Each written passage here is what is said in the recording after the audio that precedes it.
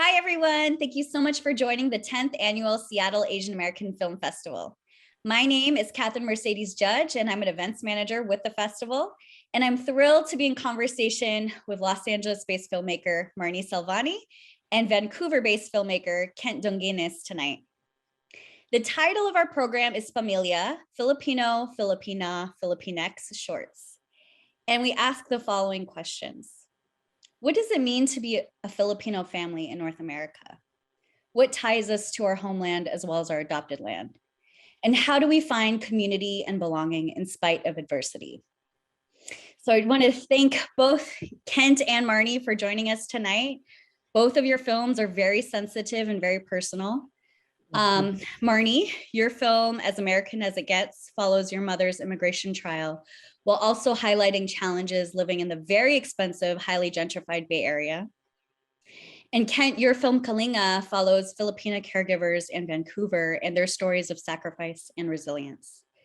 Now, I'm both from San Francisco, and my mother, titas, and cousins have and all currently work, those who are still currently work as caregivers and nannies. So I was very appreciative to watch and connect with both of your films. Thank you so much for making them. Go ahead, Ken. Yeah, I was just gonna say thank you for having us.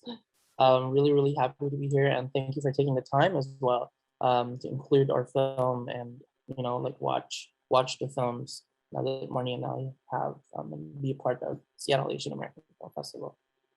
Thank you. Absolutely. Thank you. So my first question for both of you is, at what moment did you decide that you were going to make this documentary? And how did your families feel about it initially? Marnie, feel free.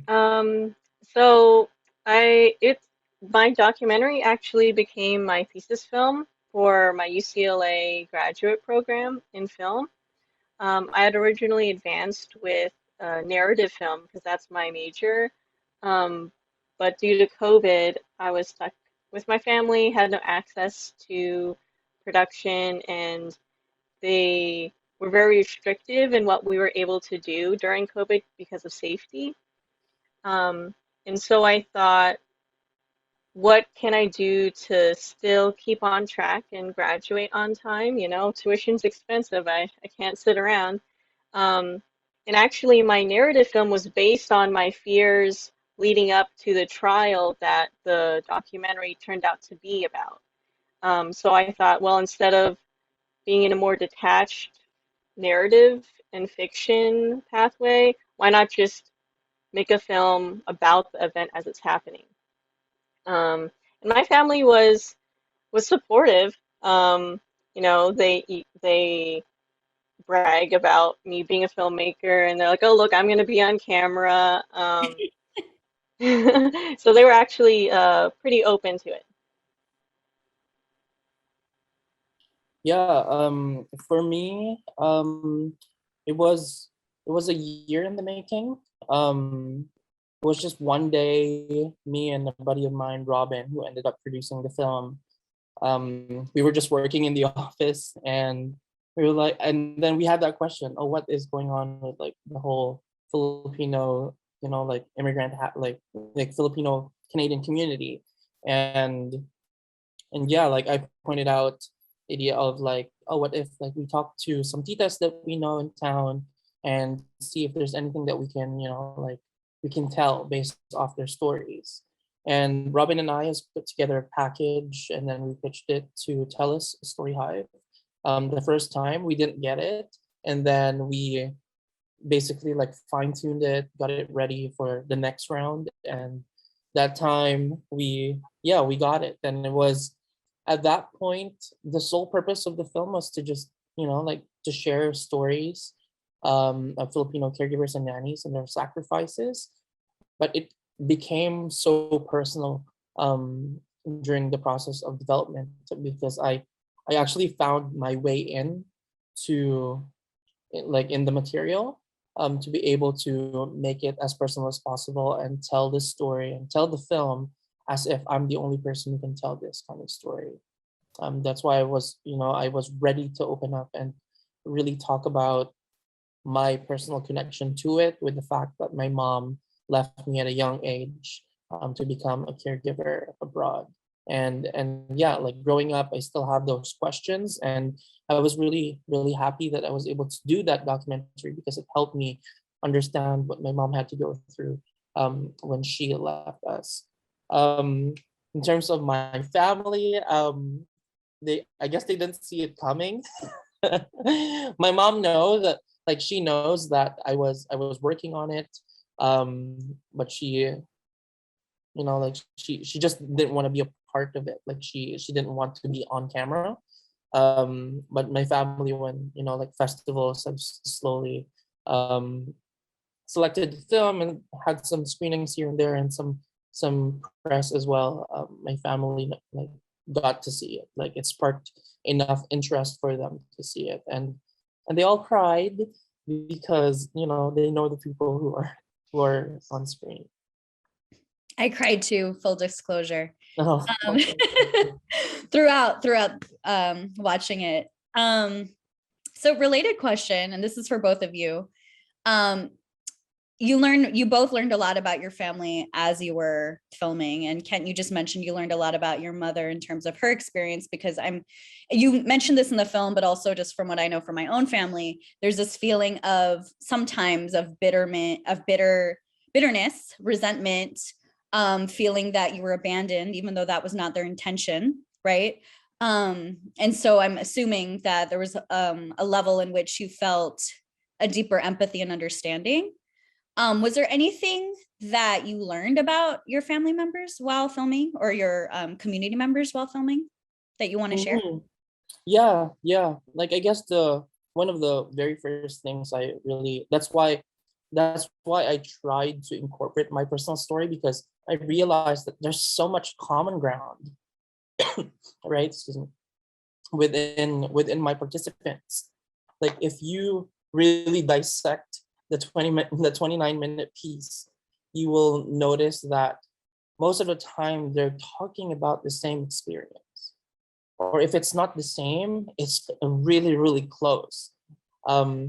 So yeah, so I learned that's when it really opened up my eyes, and like I even apologized to my mom for the bitterness, because I didn't realize how hard it was for her, because obviously like I was under pressure of like like especially if you're picking up phone calls every time she calls, and then you can hear a kid on the other line, and you're like, oh my god, like now I know that she's taking care of other kids instead of taking care of me and my siblings.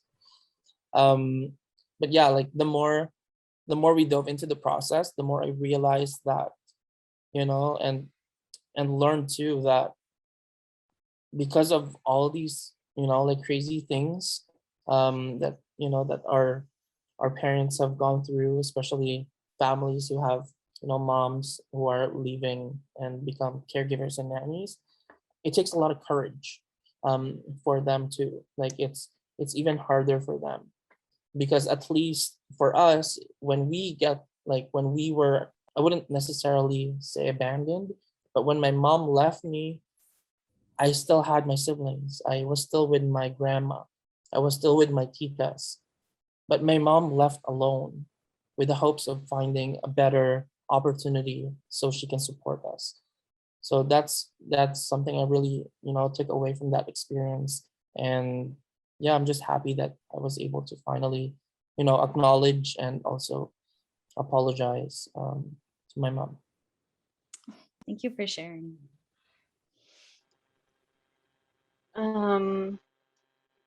It was definitely an interesting process interviewing my family members, because, Filipinos can be talkative, but sometimes they won't talk about certain things. And while quite a bit of the interviews didn't get into the film, I was able to learn a lot about my family, how they felt about moving from from the Philippines to the US, what the experience was like, why they chose to do it. And I also got to talk about things that have happened due to immigration and the stress it had on my parents' relationship, and I was able to talk to them about it. Now, having been older, past kind of the more rough patches my parents had, and I was able to talk to them freely about it. even with the camera. And while I didn't make it into the film, I'm really glad I was able to talk about those topics with them. And they felt comfortable talking about them with me with the camera there. Um, and that was really touching to me because they trusted me, and we had reached a point, where we could really be free to talk about that without, some kind of judgment or like trying to hide certain things. Whew, I'm getting emotional just listening to both of you speak. Think that you're both doing very brave, courageous work, because through your filmmaking, you're also breaking patterns and cycles, right? Or even being able to have that very honest and raw conversations, I think is very brave. So I just wanted to underscore that. Did either of you come across any challenges while filmmaking? Filming, editing, whatever part of the process? Yeah. That's definitely a big yes. It's a big yes for me because I had 6 hours of footage. I had so much content. I guess coming into the process, I knew I was gonna overshoot because I didn't wanna I didn't want to pressure my participants. I wanted them to feel comfortable. Um, there were pre-interviews that were done prior, but the more we were talking about it, like I just kept the camera rolling. Because what I've noticed, like early into the process when we were filming, is that the moment I call cut, more stories would start coming out. Yeah. Why do you think that is? Hmm? Why do you think that was? I don't know. I think they were just getting comfortable for a bit, because that's another challenge, right? Especially when it comes to documentary filmmaking, um, you're gonna be talking to people who are not used to be in front of the camera, and then yeah, like once I found my groove and how operated my team a little bit just to make sure that we catch all the moments as much as we can. We ended up having 6 hours of footage, and with the requirement to deliver a 30-minute piece, and I was like, oh my god,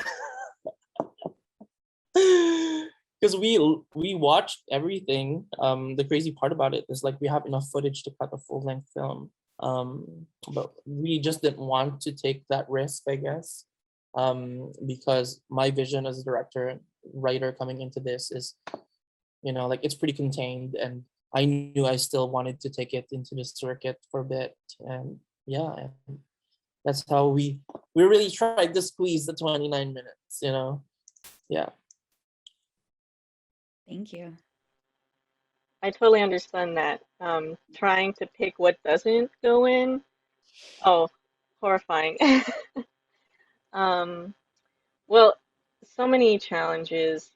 I feel so lighthearted now talking about it, but during filming it was very, very difficult because I'm with my family 24/7, and then I'm editing, and they're in what I'm editing, and then I'm done editing, and they're in my house. There's no escape. And during that time, when I was filming it, the the eviction wasn't expected, so that wasn't planned at all. And so then I had to pivot. I was doing classes at UCLA remote while filming, while packing to move an entire house in a month, um, at the same time. So it was really, really stressful. There were definitely moments where if it was another scenario, if it was a filmmaker that wasn't in the film, that wasn't filming their own family, maybe it would be a completely different film, because there were just days I was too exhausted to take the camera out. Or I felt like, at what point do I exploit like the suffering or the stress of my family by filming them during this time? So there's just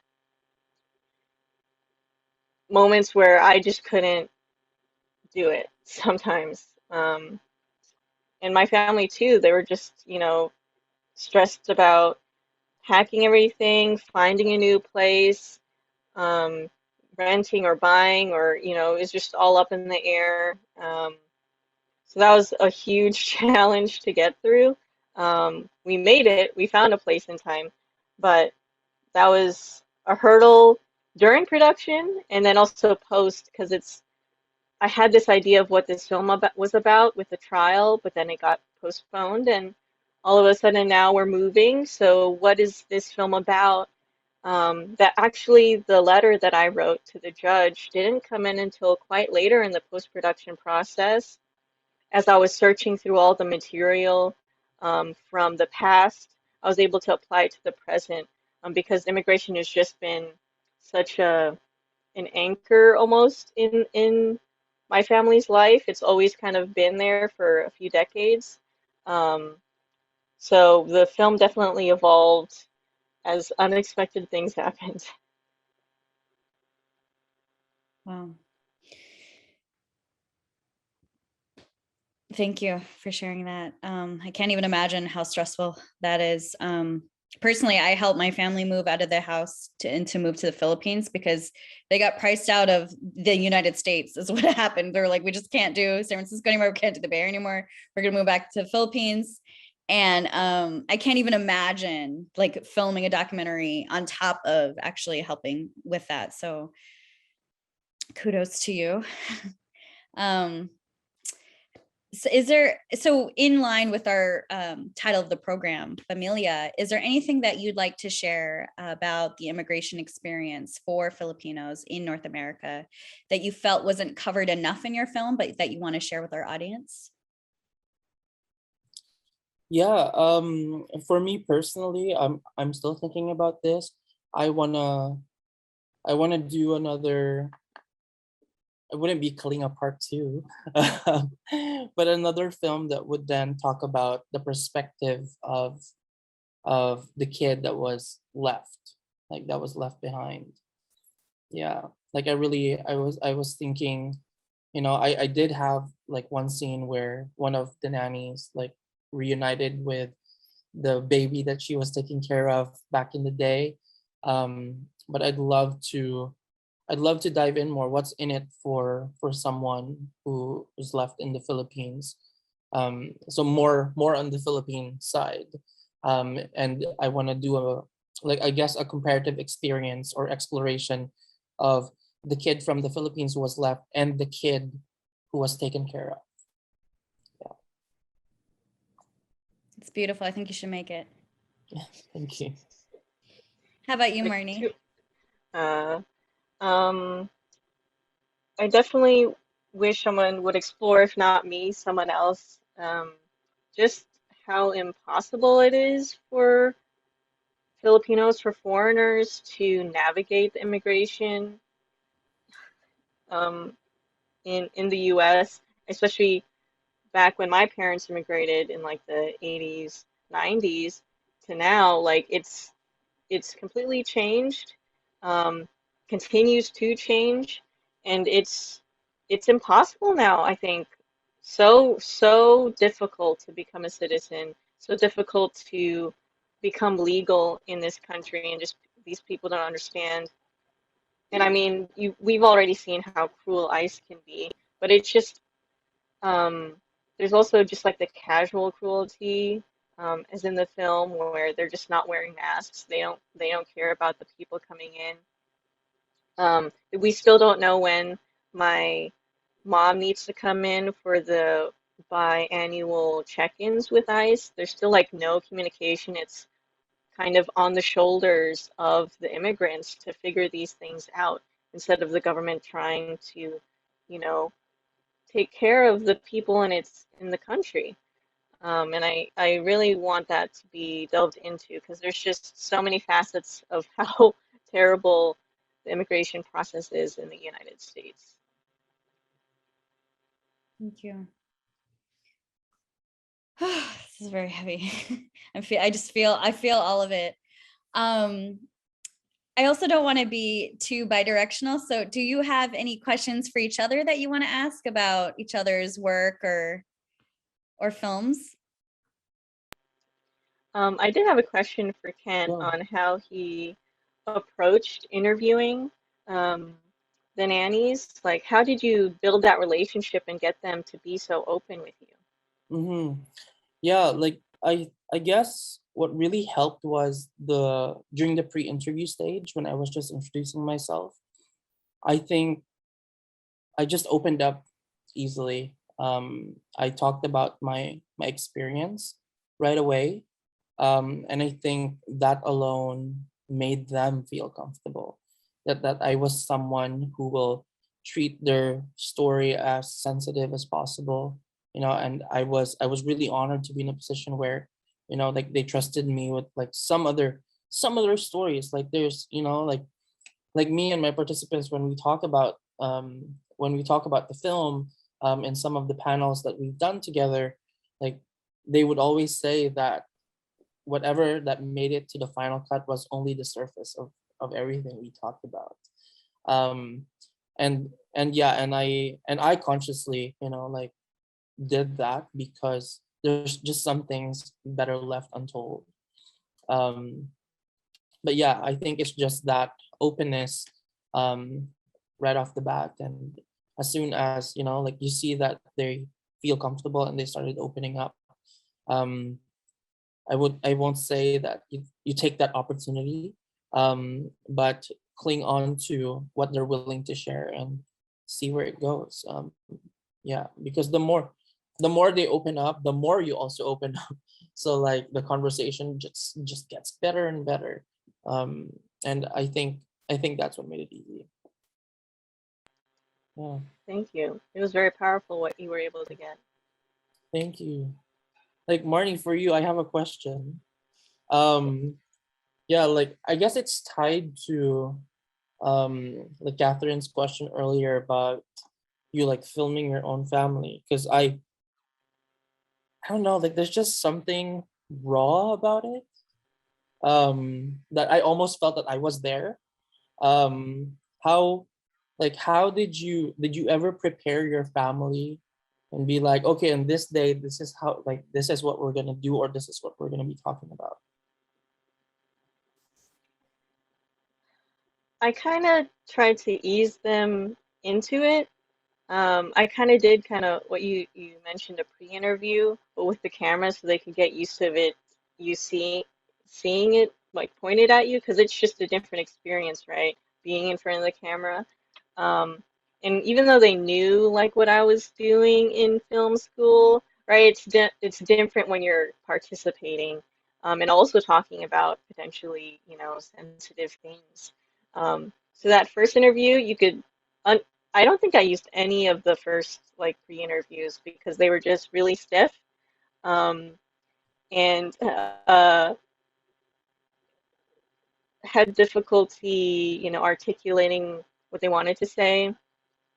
And it was actually pretty interesting too because I told them you can speak in Tagalog, but in all of the interviews they chose to speak in English. And I think that says a lot about um, the choice they made to come here. And I think it actually really juxtaposed with all the Tagalog in the VHS tapes. Um, but yeah, I just let them talk how they wanted to talk, even though I really wanted them to talk in Tagalog because, especially for my dad, um, he's more eloquent in Tagalog and not English. Um, but yeah, so I did multiple days of shooting, like only maybe like an hour each for each of them. But I would tell them ahead of time, like on Tuesday, do you have time to talk? So they would, be prepared. And I would give them, some of the questions I would ask ahead of time so they could think about it and not be, caught off guard by what I'm asking them because they know what the film was about. Um, and so I didn't want them to feel like I was trying to blindside them and get some, scoop or something about what they said. And so I think that helped them really get comfortable with the camera, and they started telling me stories that I'd never heard before, which was great. Yeah. That's awesome. Can I ask one more question? Of course. Yeah. For Marnie, how did your parents react when you told them that you're gonna pursue filmmaking? Oh, um, they, well, okay.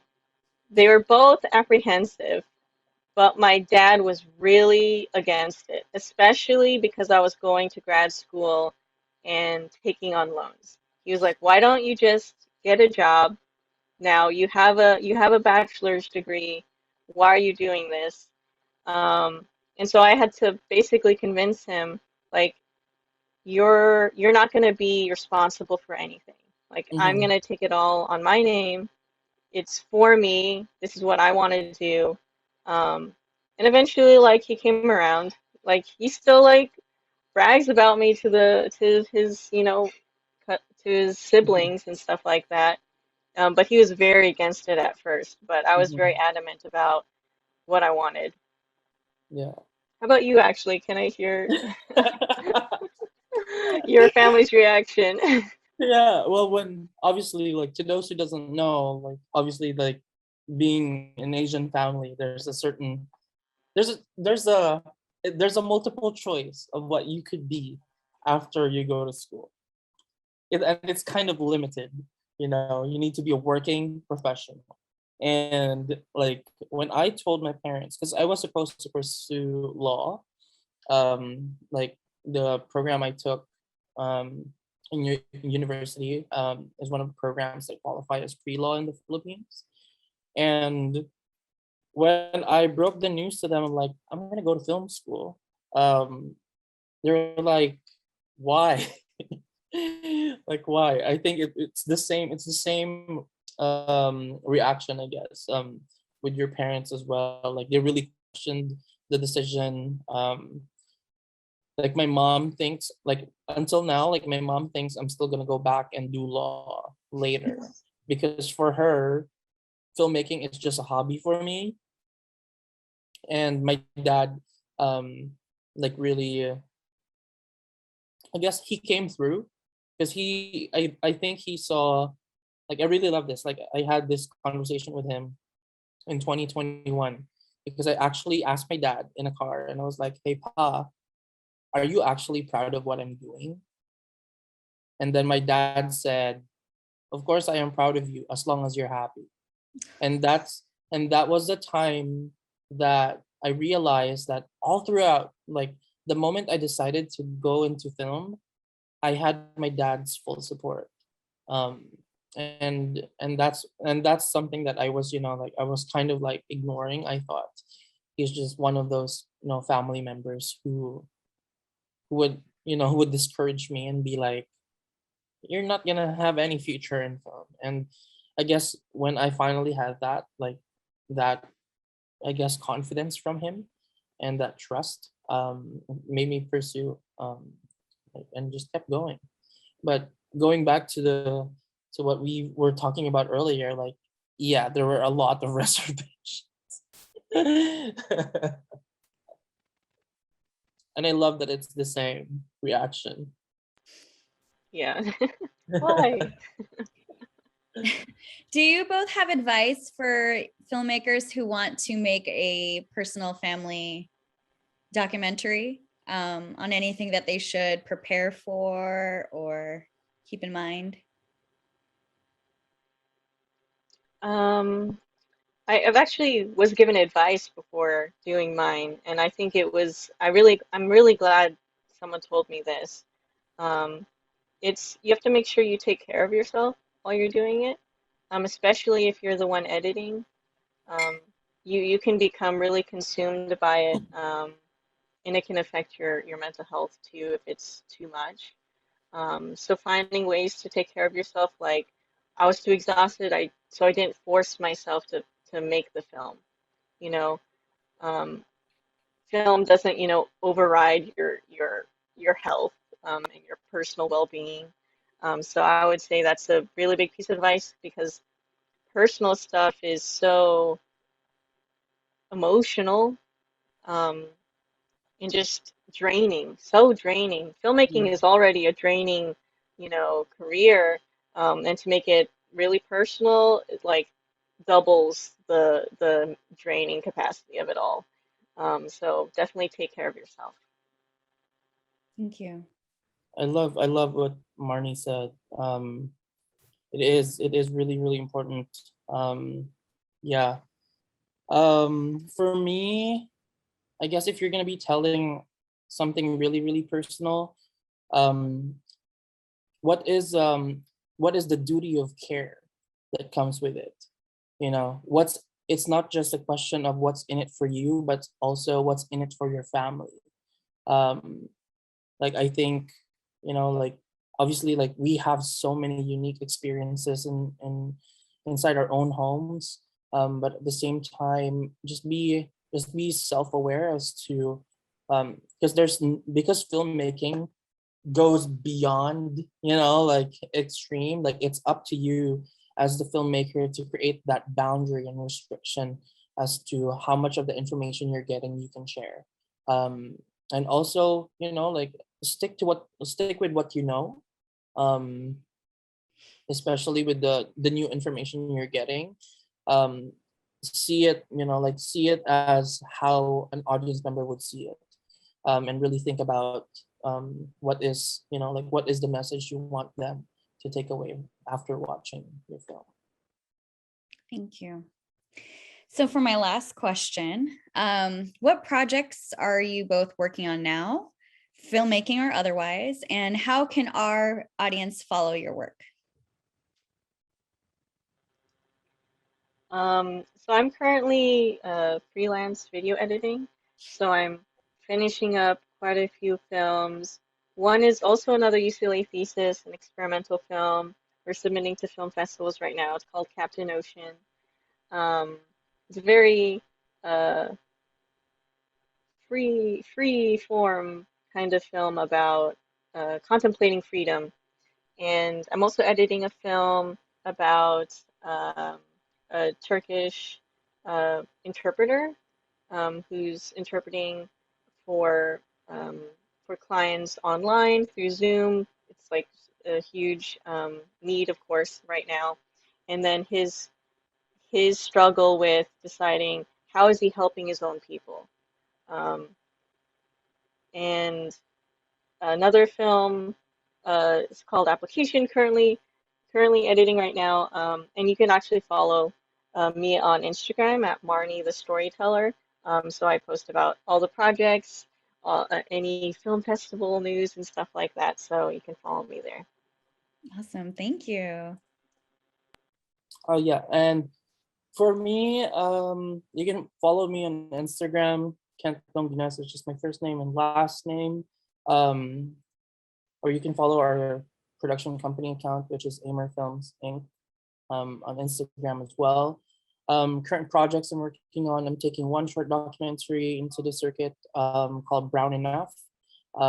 It's a short documentary with the use of experimental visuals as well, that talks about the impact of colonization to Southeast Asians and how we were influenced to cling on whitening products. So I have participants that represent some countries within Southeast Asia in there. I co-directed it with Andrea Normala. Um, I have I just finished filming 3 weeks ago a fiction short film I directed and co-wrote with Moira Tan called Paco. Again, it's based on my personal story. It's about the Filipino immigrant who creates this facade of success in Canada and how that facade breaks when his family asks for a huge favor.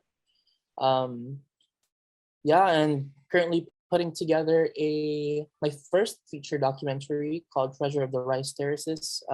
It's a Canadian Philippine co-production, that's about my personal journey into fixing my fractured identity through traditional Filipino tattoos, and a documentary series about Filipino food, called Hapag. It means dining table. So it's spotlighting a few of the restaurants here in Vancouver, that explores the intergenerational passing of recipes come up with their special dish in their restaurant with the hopes of breaking the idea of the Filipino cuisine as one of the most underrated cuisine in the world.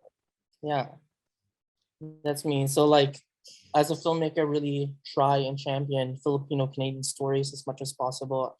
I'm just tired of watching procedural films that are set in a hospital with no Filipino in it.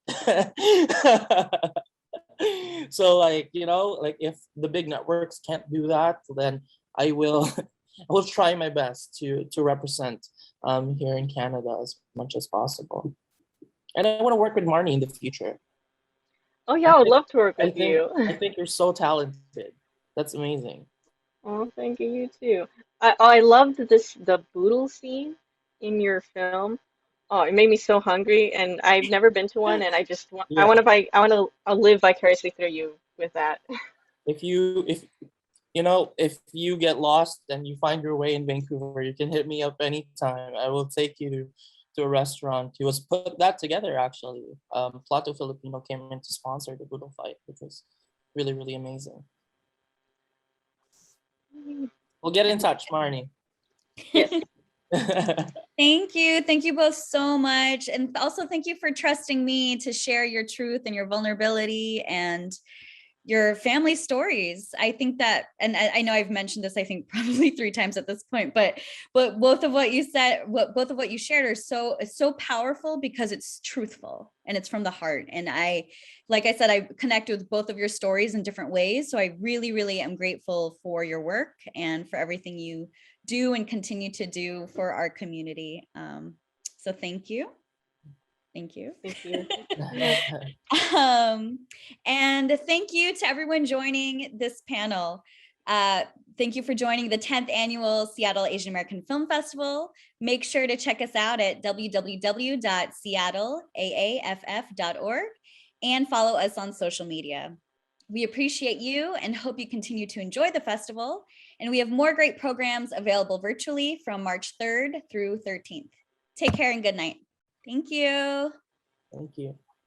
Thank you.